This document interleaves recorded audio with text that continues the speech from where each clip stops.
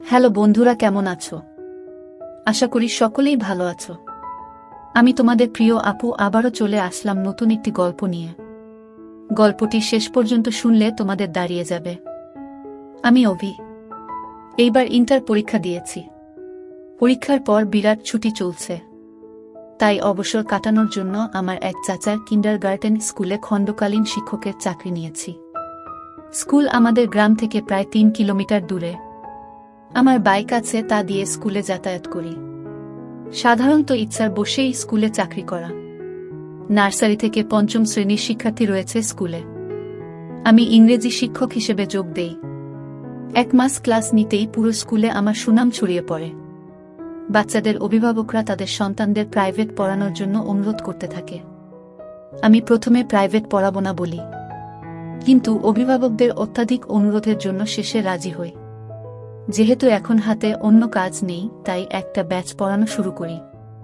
৩-৪ জন বাচ্চাকে পড়াই স্কুল ছুটির পর।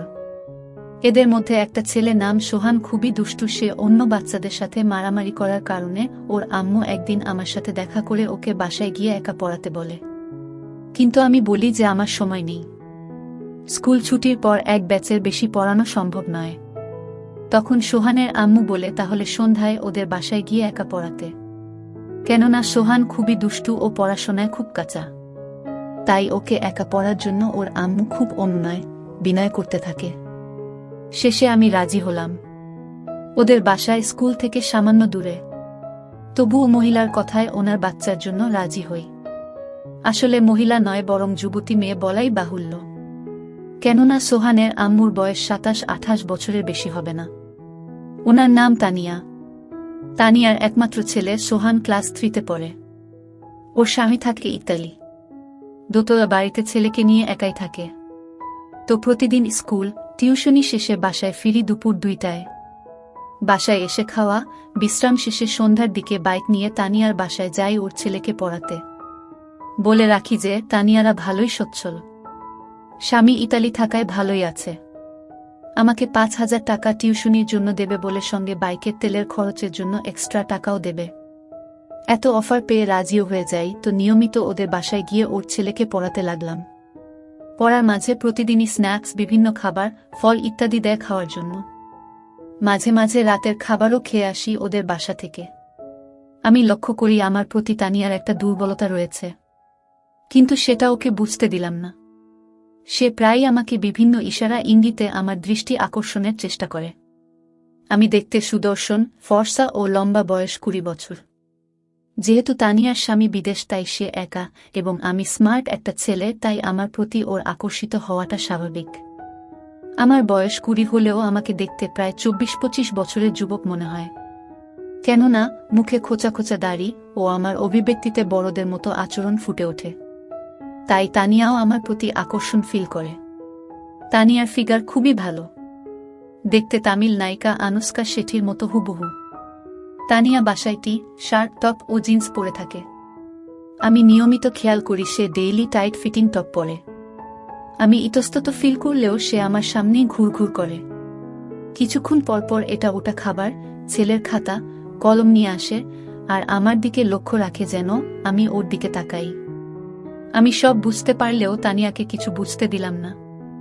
এভাবেই প্রায় ১ মাস চলে গেল।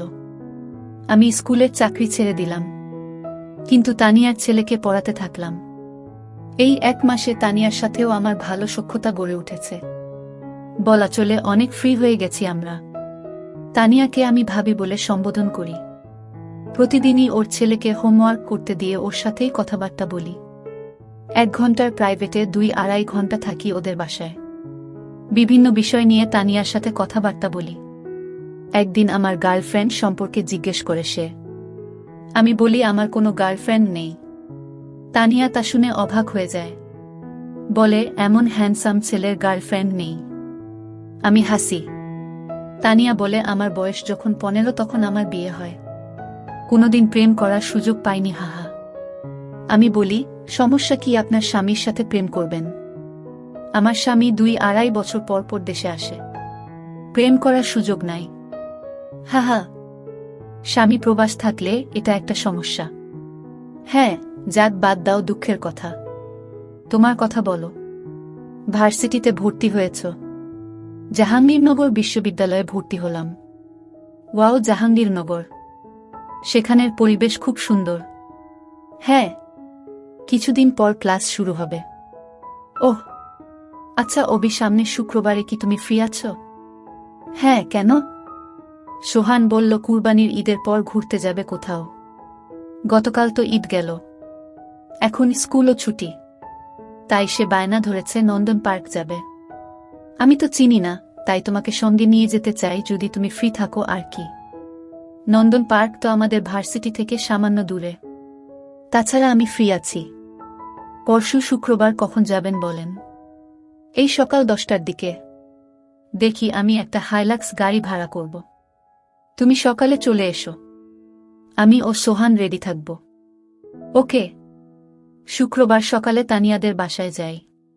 গিয়ে দেখি সোহান বাড়ির সামনে গাড়িতে উঠে তার আম্মুকে ডাকছে আসার জন্য।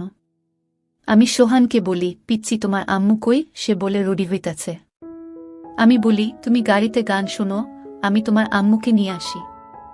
আমি বাসায় ঢুকে দোতলায় তানিয়ার রুমে ঢুকে পড়ে একটা এম্বারাসিং মুহূর্তের মধ্যে পড়ে যাই। রুমে ঢুকেই দেখি তানিয়া শর্ট জিন্স পরে আয়নার সামনে দাঁড়িয়ে। এমন সময় আমি ঢুকে পড়ি আর সে আয়নায় আমায় দেখে ফেলে। অভি, আই এম সরি ভাবি, আমি দরজায় নক করতে ভুলে গেছিলাম। কিছু মনে করবেন না। আমি বাইরে দাঁড়ালাম। আমি দ্রুত বাইরে চলে গেলাম। ভেতর থেকে তানিয়া ডাকলো আমায়, অভিক ভেতরে এসো, একটু প্রয়োজন। তানিয়ার কথায় ভেতরে ঢুকে দেখি একই অবস্থা। সে আয়নার সামনে দাঁড়িয়ে হুক লাগাতে পারছে না। অভি, আমার হুক লাগাতে পারছি না, একটু কাজটা করে দেবে প্লিজ? আমি চোখ বন্ধ করে কাজটা করতে যাই। না, চোখ খোলা রেখো। No problem. কাজটা করে দিয়ে আমি চলে যেতে লাগলাম। তানিয়া পেছন থেকে হাত ধরে বসল। চেয়ার থেকে একটু টপটা দেবে অভি? আমি ওর পরা টপটা দেওয়ার জন্য ঘুরেছি, দেখি সে আমার দিকে ঘুরে দাঁড়িয়েছে। কেমন লাগছে আমায় অভি? আমি কিছু বললাম না, শুধু ঢোক গিললাম। আমি তানিয়াকে ওর টপ দিয়ে পড়তে বললাম। তানিয়া এইবার আমার হাতে টান দিয়ে আমাকে ওর উপর ফেলে দিল। দুজন বিছানায় পড়ে গেলাম। আমি উঠে যেতে লাগলাম, কিন্তু তানিয়া আবার আমায় ওর উপর ফেলে দিয়ে বলল, আমায় তোমার কেমন লাগে অভি? তানিয়া, এসব ঠিক না অভি, আই লাভ ইউ বলেই তানিয়া আজব কাজ কারবার শুরু করে দিল। আমি একসময় তানিয়াকে ছাড়িয়ে উঠে দাঁড়িয়ে বলি, তানিয়া প্লিজ স্টপ ইট। কেন অভি? আমি কি দেখতে খারাপ? আমি কি তোমার ভালোবাসা পেতে পারি না? Please Tania, you are married, I can't do that. বলে আমি বাইরে চলে গেলাম। বাইরে গিয়ে আমি গাড়িতে উঠলাম। কিছুক্ষণ পরে তানিয়া গাড়িতে উঠল। আমি সামনের সিটে ও তানিয়া এবং সোহান পিছনের সিটে বসল। আমি ড্রাইভারকে বললাম গাড়ি ছাড়তে। গাড়ি চলতে লাগল। তানিয়ার কোনো সারা শব্দ পেলাম না, দম মেরে বসে আছে। সোহান ট্যাবে গেম খেলছে। আমি সানগ্লাস চোখে দিয়ে গাড়ির লুকিং গ্লাস দিয়ে তানিয়ার দিকে তাকালাম, দেখলাম মন ভার করে বাইরের দিকে তাকিয়ে আছে। আমরা সকাল 10:30টায় নন্দন পার্কে পৌঁছালাম। গাড়ি থেকে নেমে গাড়ি পার্ক করতে বললাম ড্রাইভারকে। আমি 3 জনের জন্য 3টি টিকিট কেটে আনলাম। ঈদের ছুটিতে প্রচণ্ড ভিড় এখন। আমি সোহানের হাত ধরে লাইনে দাঁড়ালাম। তানিয়া আমার পিছনে। এতক্ষণ আমাদের মধ্যে কোনো কথাবার্তা হয়নি। অবশেষে নন্দন পার্কের ভেতরে ঢুকলাম আমরা। ভেতরে ঢুকে বিভিন্ন রাইড নিতে লাগলাম। ভিড়ের মধ্যে লাইনে দাঁড়িয়ে রাইড নেওয়া খুবই কষ্টসাধ্য। তবুও প্রায় 10-12টা রাইড নিলাম আমরা। সোহান দেখলাম খুব খুশি। তানিয়া মন ভার করে শুধু আমাদের সঙ্গ দিচ্ছে। দুপুরে একটা ক্যান্টিন থেকে সামান্য খাওয়া দাওয়া করলাম আমরা। ঘুরতে ঘুরতে বিকেল হয়ে এলো। এমন সময় সোহান বায়না ধরল ওয়াটার স্লাইডিং করবে ও পুলে গোসল করবে। তো কি আর করা, নেমে পড়লাম ওয়াটার কিংডমে। এক্সট্রা কোনো কাপড় না নেয়ায় প্যান্ট পরেই নেমে পড়লাম আমি ও সোহান পুলে। সোহান ওর আম্মুকে পুলে নামানোর জন্য পা ধরে টান মারায় তানিয়া আমার উপর এসে পড়ে। আমিও ওকে ক্যাচ করে ফেলি ও সর্দি বলি, কিন্তু সে কিছুই বলে না। আমি সোহানকে নিয়ে পুলে খেলা করতে থাকি। আমি সোহানকে নিয়ে স্লাইডিংয়ের জন্য টিউব নিয়ে উপরে যাই। এমন সময় দেখি নিচে কয়েকজন বখাটে ছেলে তানিয়াকে ঘিরে আছে, নিয়ে আজেবাজে কথা বলছে, যেমন একা নাকি, আমরা আছি, কি মালরে ইত্যাদি। এসব দেখে সোহানকে বলি, তুমি এখানে দাঁড়াও, আমি আসছি। আমি সোজা তানিয়ার কাছে চলে যাই এবং গিয়ে ওকে আড়াল করে দাঁড়িয়ে এক বখাটের মুখে মারি ঘুষি। এই দেখে বাকি 4-5 জন আমাকে ঘিরে ধরে এবং আমাকে এলোপাথারি মারতে থাকে। তা দেখে তানিয়া চিৎকার করলে সিকিউরিটি গার্ডরা এসে আমাকে উদ্ধার করে। সিকিউরিটি গার্ড বলে যে কি হয়েছে। আমি বলি যে এই বখাটেরা আমার ওয়াইফকে হ্যারাসমেন্ট করছিল, তাই ওদের বাধা দেয় আমার উপর আক্রমণ করে। তানিয়াকে আমার ওয়াইফ বলায় সে চমকে উঠে। অতঃপর সিকিউরিটি গার্ডরা বখাটেদের নিয়ে যায় আর আমিও সোহান ও তানিয়াকে নিয়ে বের হয়ে আসি। খুব ব্যথা লাগছে, ক্লিনিকে চলো যাই। আমি বললাম, আরে না, কিছু হয়নি আমার। এ সময় পার্ক কমিটির কিছু লোক আমাদের সামনে এসে বলে যে আপনারা চাইলে ওই বখাটেদের বিরুদ্ধে অভিযোগ করতে পারেন এবং আমরা ওদের নামে থানায় মামলা করব। আমি বললাম থাক, এত ঝামেলার দরকার নেই বলে আমরা চলে এলাম। গাড়িতে উঠে রওনা দিলাম বাড়ির উদ্দেশ্যে। সন্ধ্যা হয়ে এসেছে, আবার আকাশ কালো হয়ে বজ্রপাত হচ্ছে। মনে হলো ঝড় হবে। মাঝপথে বিশাল বৃষ্টি শুরু হলো। বাসায় পৌঁছলাম ততক্ষণে রাত 8টা বাজে। গাড়ি থেকে নেমে সোহানকে কোলে নিয়ে ওদের বাড়িতে ঢুকলাম। পুলে গোসল করে ও এখনের বৃষ্টিতে সবাই পুরো ভিজা। সোহানকে নামাতেই দেখি গাড়িওয়ালা গাড়ি নিয়ে চলে গেল। আমি পিছন থেকে ডাকলাম, ওই থামো, আমি বাসায় যাব কিভাবে? তানিয়া তখন বলল, বাইরে খুব ঝড়ো, রাতও অনেক হয়েছে, আজ রাতে এখানে থেকে যাও, তাছাড়া এমন সময় এত দূরে যেতেও পারবে না। আমি বললাম না, থাকা সম্ভব না বলে ফোন খুঁজতে লাগলাম। অর্ষির প্যান্টের পকেটে যে ফোনটা ছিল খেয়ালই করেনি, পানিতে ভিজে নষ্ট হয়ে গেল। অগত্যা তানিয়াদের বাসায় আজ রাত থাকতে হবে। তানিয়া আমাকে দোতলা একটা রুম দেখিয়ে বলল, এই রুমে থাকো তুমি, আগে বাথরুমে গিয়ে গোসল করে আসো, কাপড় তো পুরা ভিজা, পরব কি, তুমি বাথরুমে যাও, আমি ব্যবস্থা করছি। আমি গোসল সেরে বাইরে এসে দেখি একটা তোয়ালে আর তানিয়ার টি শার্ট রাখা বিছানায়। কি আর করার, টি শার্ট পরে তোয়ালে লুঙ্গির মতো পরলাম। খিদে পেয়েছে খুব। মারামারি করায় মাথায় সামান্য ব্যথা করছে। দেখলাম তানিয়া হাতে করে খাবার নিয়ে এসেছে। বলল, বাসায় রান্নাকরা কিছু ছিল না, তাই এই ডিম পোজি করলাম, কিছু মনে করো না। আমি বললাম, কোনো সমস্যা না। আপনি খেয়েছেন? তানিয়া খেয়েছি বলে বাইরে গেল। আমি খাওয়া শেষ করলাম। এমন সময় তানিয়া ফার্স্ট এইড বক্স নিয়ে এলো, আমাকে বলল, অভি দেখি সামান্য মলম লাগিয়ে দেই। বলে সে আমার ঘাড়ে ও হাতে মলম লাগিয়ে দিল। আমাকে বিছানায় শুয়ে পড়তে বলল। আমি বিছানায় শুয়ে পড়লাম। সোহানও ঘুমিয়ে পড়েছে। তানিয়া বলল, কিছু মনে না করলে তোমার মাথাত ম্যাসাজ করে দেই। আমি ঘাড় নাড়লাম। তানিয়া আমার ঘাড় ম্যাসাজ করতে লাগল। অভি সকালের ঘটনার জন্য আই এম সরি। আমি চুপ রইলাম। মনে কিছু নিও না অভি।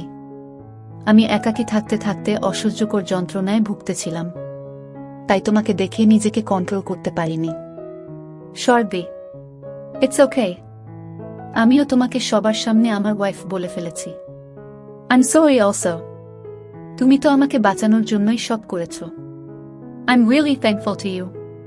তানিয়ার কথা শেষ হওয়ার আগেই বিদ্যুৎ চলে গেল। পুরো ঘর অন্ধকার হয়ে গেল। আমি বিছানায় শুয়ে, তানিয়া আমার মাথার পাশে বসা। বাইরে প্রচণ্ড বৃষ্টি হচ্ছে। এমন সময় প্রকাণ্ড এক বজ্রপাত হলো। তানিয়া সঙ্গে সঙ্গে আমাকে জাপটে ধরল। বজ্রপাত থামলে তানিয়া আমাকে ছেড়ে দিল। বলল, আমি মোমবাতি নিয়ে আসি। তানিয়া মোমবাতি আনতে গেল আর আমি তানিয়ার কথা চিন্তা করতে লাগলাম। যুবতী একটা মেয়ে, 24-25 বছর বয়স। বিয়ের পর থেকেই স্বামী বিদেশ, 2 বছর পর পর দেখা হয়। স্বাভাবিকভাবেই ভয়াবহ অসুখী জীবন পার করছে। তারও বাসনা আছে। আমি কি তাকে একটু সুখ দিতে পারি না? সে বিবাহিতা, তবুও তার ভালোবাসার অধিকার আছে। আমার প্রতি তার একটা দুর্বলতা আছে। সে তো আমায় বলেছে যে সে আমায় ভালোবাসে। আমি কি তাকে একটু ভালোবাসা দিতে পারবো না? ভাবতে ভাবতে তানিয়া মোমবাতি নিয়ে টেবিলে রাখল। আমি বিছানা ছেড়ে দাঁড়ালাম। তানিয়া, তোমাকে একটা কথা বলতে চাই। কি বলো? I love you too. আমার কথা শুনে তানিয়া হতবিহ্বল হয়ে গেল। সত্যি? আমি তানিয়ার সামনে এগিয়ে এলাম। আমার 2 হাত দিয়ে ওর মুখে ধরে বললাম, হ্যাঁ, সত্যি আমি তোমাকে ভালোবেসে ফেলেছি। I really started loving you. এটা শুনেই তানিয়া বলল, ও ভাই, আই নিড ইউ নাও। বলে তানিয়া আমাকে বিছানায় ফেলে দিল। বাইরে তখন প্রচণ্ড বৃষ্টি পড়ছে, সাথে বিদ্যুতের চমক। এদিকে তোমরা নিশ্চয় বুঝতে পারছো আমাদের মধ্যে কি হয়েছিল।